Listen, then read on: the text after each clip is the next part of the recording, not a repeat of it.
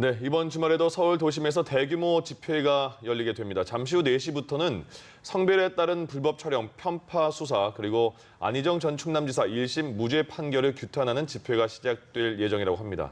지난주와 같은 곳에서 비슷한 주제로 집회를 여는 건데 이번에는 주최하는 시민단체는 달라졌습니다.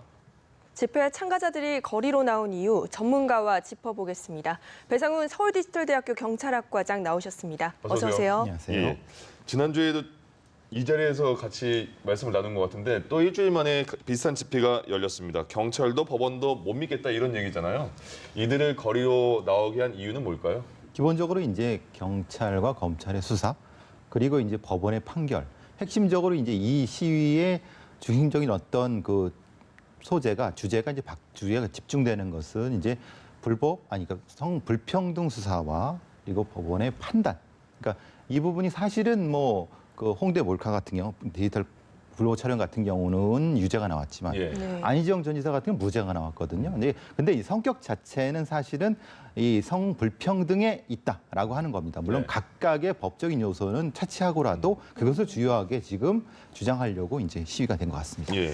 네, 지금 시위가 지난 5차 집회였죠. 같은 장소입니다. 서울 역사박물관 앞이고 또 비슷한 주제로 집회를 열지만 또 주체는 달라졌거든요. 지금 여성이냐 남성이냐 성별에 따라서 이렇게 경찰의 수사나 법원 선고가 실제로 다르다. 문제가 있다라고 생각하는 분들이 많아지고 있다고 봐도 될까요? 그러니까 해화역에서 벌어진 그 1, 2차 집회는 이제 불편한 용기라고 하는 주축을 한 인터넷의 다른 어떤 커뮤니티에서 시작이 됐지만은 예. 광화문 집회부터 시작해서 지난 이제 서울 역사박물관 앞에 집회는 다른 그 모임도 비슷하지만 이제 주장하는 바는 비슷한데 모임 이름은 좀 다릅니다. 네. 오늘 부분은 이제 헌법 앞 성평등이라고 하는 주임이 하는 거고 그리고 이제 또 지금 이제 광화문 일부에서 다른 집회가 있는 건 낙태죄 폐지에 대한 부분도 하고 있습니다. 그러니까 다양한 의견을 가진 어떤 집단들이 비슷한 주제를 가지고 하지만은 이걸 같이 하는 것 같지는 않습니다. 근데 서로 이제 주장하는 바가 비슷하지만 여러 군데서 하면서 힘을 모아가는 과정일 수도 있고 네. 약간씩 이제 그 해화동 집회처럼 남성들은 배제하고 여성들만의 하는 경우 그리고 네. 지난 역사박물관 집회처럼 남성들도 같이 하고 세대대로 같이 하는 쪽을 좋아하는 쪽도 있고 싫어하는 쪽도 있어갖고 예. 지금은 그 어떤 분화 과정 그런 과정이 아닐까 싶습니다. 지금은 네. 여러 군데 하고 있는 건 그런 것 같습니다. 그렇군요. 이제 안쪽으로 좀 들어가 보도록 하겠습니다. 일단 집회 시작이 안희정 전 충남지사의 1심 무죄 판결로 발발이 된 거라고 볼 수 있잖아요. 근데 여기 판결 내용을 저도 이렇게 봤는데 많은 논란이 되는 부분이 김지은 씨의 성적 자기 결정권 충분히 행사할 수 있지 않았느냐 이런 얘기도 나오고 위력은 있었지만 위력을 행사하진 않았다 이런 얘기도 나오고요. 어떤 게 가장 그 논란거리일까요? 핵심적인 부분은 현실에 존재하는 것을 어떻게 인식하느냐. 네. 그러니까 물론 이제 나중에 밝혀진 바가 조금 다른 부분이 있겠지만 핵심적으로는 김지은 씨가 그런 행동을 어느 정도까지 한 건 맞는데 해석에서 쭈뼛쭈뼛한 거라든가 대답을 못한 거라든가 아니면은 어떤 지시를 내는데 그것을 행사한 부분이 네.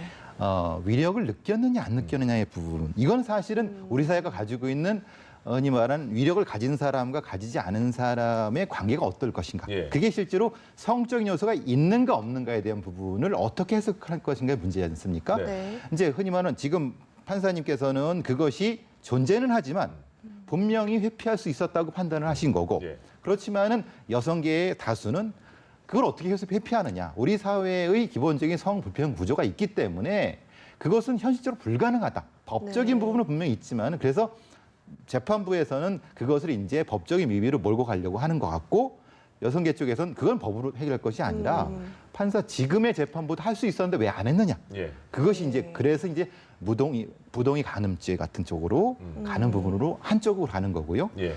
구체적인 사실 자체를 좀 바꿔보자. 왜냐하면 네. 1심에서 조금 잘못 본 부분이 있지 않을까라는 쪽으로 주장하는 또 사람들이 있는 겁니다. 네. 예. 네, 지금 언급하셨던 것처럼 피해자 다움이라는 주제에 대해서도 논란이 많은 것 같습니다.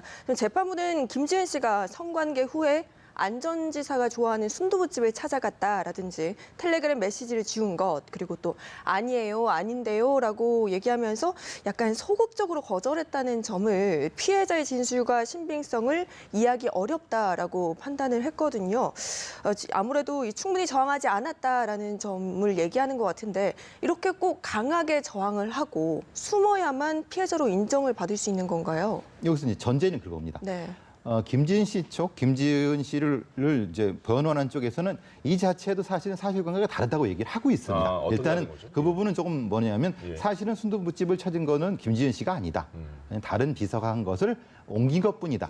그리고 또 하나는 텔레그램을 지운 것 자체도 사실은 여러 가지 해석이 있을 수 있는데 왜냐하면 텔레그램이라는 것 자체가 안희정 씨가 지울 수도 있는 게 지워질 수 있다고 합니다. 그러니까 그거를 사실 오인했을 수 있다는 걸 기본 전제를 깔고 예. 그런데 보통 이런데도 불구하고 왜 재판부는 그 자체를 굳이 피해자 다음에 구체적인 지표로 삼았는가에 대한 문제거든요. 네. 재판부에서는 그 행동은 성범죄 피해를 당하는 여성이 할 수 없는 행동, 하기 어려운 행동이다라고 이미 고정관념이 있었다는 겁니다. 네. 그런데 사실 저는 뭐 지난주에도 말씀드린 것처럼 여러 성범죄 피해자를 아마 재판부보다 더 많이 만나봤을 겁니다. 근데 네. 그런 피해자라면 일반성은 존재하지 않는다.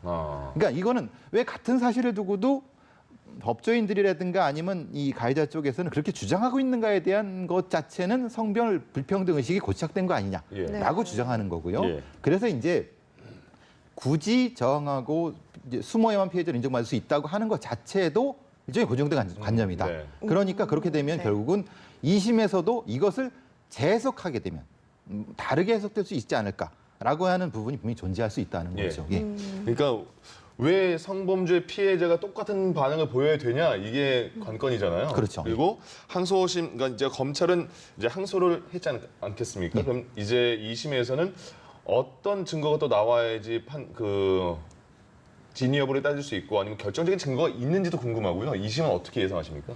그러니까 앞서 말씀드린 것처럼 그 여러 가지 네. 앵커께서 말씀하신 그 사항에 사실 오인 부분이 분명히 존재한다. 예. 검찰에서는 그 부분이 자꾸 미진하지 않았을까라는 걸 조금 더 나가야 되는 부분이고요. 네. 또 하나는 이제 사실 이렇게 그 구체적인 상황에 대한 증거가 없는 경우는 이제 전문가 증언을 광범위하게 차용을 해야 되거든요. 수용을 이번에 안 했죠. 예, 그러니까 말하자면 지금 이제 어떤 김모 교수님의 의견을 들었지만 사실 검찰 측 의견이라고 해서 배척을 한 부분인 겁니다. 예. 재판부에서는. 그럼 그러지 말고 광범위하게 우리 사회에 존재하는 성범죄 관련된 전문가들을 많이 불러갖고 네. 한번 들어보게 되면 지금 사실 이 1심 판결 이후에 여러 정신과 의사님들이 흔히 말하는 긴장성 부동화라든가 여러 가지를 말씀해 주시면서 분명히 재판부의 판단이 잘못됐다라고 얘기를 하고 있거든요. 네. 그러면 그들의 의견들이 많이 적용이 된다고 하면 2심 재판부 그걸 받아들인다고 하면 예. 이거는 성격 자체가 확 바뀔 수 있거든요. 네. 예. 그렇군요. 2심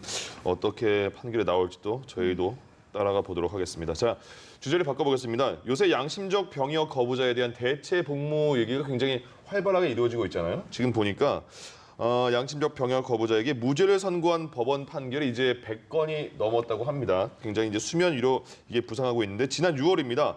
헌법재판소가 양심적 병역 거부자 처벌은 위헌이다. 내년 말까지 대체 복무안을 마련해라. 이렇게 됐어요. 그러면 이게 양심적 병역 거부자의 그 말들을 많이 수용했다고 이렇게 봐도 됩니까? 아무래도 그렇죠. 이게 기본적으로 이들은 기본적으로 특정 종파에 있는 분들입니다. 네. 네. 본인 스스로 병역 자체를 거부하는 것보다는 대체 복무가 없기 때문에 차선으로 이렇게밖에 할 수 없다라고 하는 것을 지금의 이 판결안에 내긴 판사님들 그렇게 해서 인정하시겠습니다. 예. 그러니까 원래 이 대체 복무가 있었으면은 대체 복무로 갈 사람들이라고 인정하는 거죠. 그러니까 아예 자체를 어떤 의도적인 형태의 기피가 아니라는 것을 지금 얘기하고 있으니까 네. 만약에 상급심 올라가게 되면 당연히 이것은 이제 무죄로 판결이 되고 그때쯤 되면 사실은 어떤 대체복무죄가 발견이 되니까 굳이 그렇게 판결 내리지 않아도 자동적으로 대체복무를 하게 될 가능성이 높은 거죠. 그렇군요. 예. 네, 이렇게 비슷한 취지의 하급심 판결이 줄을 잇고 있고 또 지금 대법원의 경우에도 오는 30일 공개 변론이 열고 의견 수렴에 나섭니다. 그렇다면 이 양심적 병역 거부자를 형사 처벌할 수 있느냐라는 쟁점을 두고 새로운 판례가 나올 수도 있을까요? 아무래도 그건 중요한 부분이라고 봅니다. 왜냐하면 그냥 이제 이게 연서 판결이라든가 아니면 하는 것 자체가 재판체가 성립되지 않는다고 보는 않게 할 수도 있지만은 아주 구체적인 지침이라는 게 중요하거든요. 네. 지금 상태에서는 병역법 2조, 그러니까 대체복무에 대한 부분은 헌법 불합치를 했지만은 88조는 그대로 놔뒀거든요. 예. 그럼 그 부분에 대한 판결은 분명히 대법원에서 해줘야 되기 때문에 새로운 판결에 대한 부분이 지금 단전이 반드시 필요한 부분이라고 보고 예. 대법원에서 분명히 인정하리라고 봅니다. 네. 그러니까 그 국방부에서는 대체 복무를 위해서 대체역이라는 병종을 새로 만들겠다 이렇게 말을 한 거잖아요. 그렇죠. 예. 그렇군요. 예. 자, 그럼 헌재가 이제 불합치 결정을 했습니다.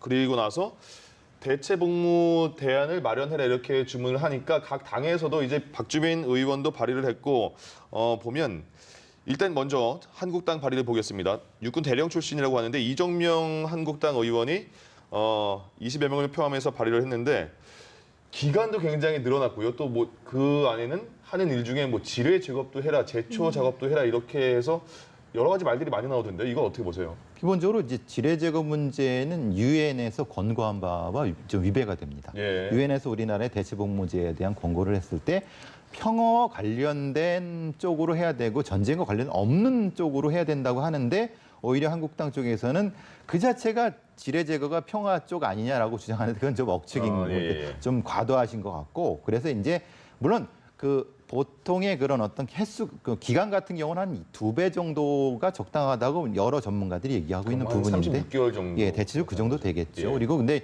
지금 지뢰 제거하는 자유한국당 쪽에서는 40개월이 넘어가니까 네. 그건 좀 과도한 부분이 아닐까. 그래서 대체적으로 한 36개월 정도에서 예전에 없어졌던 경비 교도라는 게 있습니다. 예. 그러니까 이제 의무적으로 하는 거랑 지금 하고 있는 의무 소방원 정도로 지금 그 국방부에서는 좀 진행하고 있는 것이 아닌가. 왜냐하면 그것이 이제 여러 가지 취지에도 맞고 유엔에서 권고하고 있는 부분하고도 크게 상충되지 않는 부분이라고 보여지는 예, 거죠. 예. 그렇군요. 네, 그렇다면 결국에는 또 군 복무는 하되 뭐 종교라든지 양심에 반하지 않게 군 복무를 하라라는 이런 헌재 결정 취지대로 합리적인 대안을 모색해 봐야 할 것 같은데요. 아무래도 주무부처인 국방부는 어떤 입장을 취하고 있는지도 궁금합니다. 기본적으로 이제 여기 논란이 되는 건 뭐냐면 합숙입니다. 합숙. 왜냐하면 이게 저기 지금 있는 대체 복무를 요구하는 쪽에서도 다른 건 다 좋다.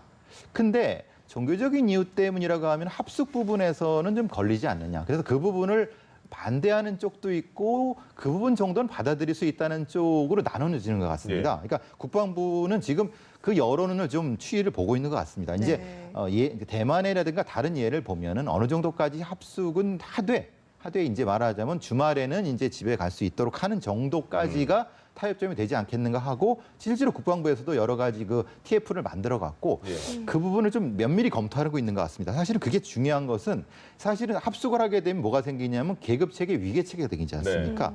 그러면 애초에 대체복무를 요구했던 사람들의 그 기본적인 것과 좀 상충되는 부분을 이분들은 걱정하고 있는 것 같고 저 국방부 쪽에서는 뭐냐면 그게 없으면 어떻게 유지가 되느냐라고 하는 겁니다. 합리적인 대안이 분명히 나올 수 있고 물론 전제들도 있으니까요. 그게 좀 논란이 될 것 같습니다. 그렇군요. 이게 또 현역병들과의 그 민감한 문제도 있으니까 어떻게 해결될지 한번 보겠습니다. 자, 그리고 마지막 질문을 드려야 되는데 이게 또 이런 일이 생겼습니다. 이 광주인데요. 광주의 한 어린이집입니다.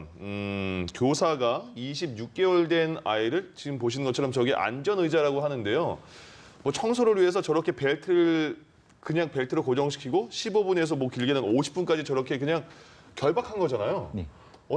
저거 어떻게 봐야 됩니까? 그러니까 이제 만약에 어른을 저렇게 했다면 형법상 276조상 체포감금죄가 되고요. 이게 굉장히 중요한 죄입니다. 징역 5년이요. 그러니까 근데 이제 문제는 저기 어린이집 교사는 이제 어떤 편리를 위해서 왜냐하면 저렇게 되면은 뭐 다칠 수도 있고 아니면 뭐 여러 가지 편리를 위해서 12번 이상을 해왔기 때문에 그걸 주장하고 있는 부분인데 명백하게는 상습성은 존재합니다. 그리고 이것은 아동학대 범죄에 대한 특례법으로 인하여 상습성 부분에서는 형량이 높아질 수 있는데 문제는 저걸 어떻게 보느냐에 대한 문제입니다. 말하자면은 그 벨트 자체를 아이들의 안전을 위해서 채웠다고 주장을 분명히 할 건데 그럼 그 고의성과 뭐 치상, 상처 부분을 어떻게 평가? 왜냐하면 이전에는 이런 어떤 판례가 많지가 않습니다. 그렇기 때문에 법원이 저거를 보는 데 입장에서 그러니까 고의적인 학대를 보게 되면 굉장히 중요한데 일종의 그 관리와 플러스 이렇게 되면은 물론 부모님들께서는 굉장히 그 뭐 정당이고 화를 많이 내시겠지만 그리고 분명히 이 부분에 대한 언급을 하시겠지만은 법리적으로 부분에서는 분명히 논란이 될 수 있습니다. 네. 이게 다치지 않았다고 하는 전제하에서는 네. 그렇습니다. 근데 참 저게 좀 모호한 부분이 있어요. 그래서 좀 디테일이 강하게 저런 부분은 안 된다고 어떤 담당 부처에서 저걸 해야 되는데 아직 그게 또 비어 있는 상태라는 예. 거죠. 예. 아, 마지막 또 좀 화나는 소식까지 한번 확인해 봤습니다. 지금까지 배상훈 서울 디지털대학교 경찰학과장과 함께했습니다. 교수님 고맙습니다. 고맙습니다.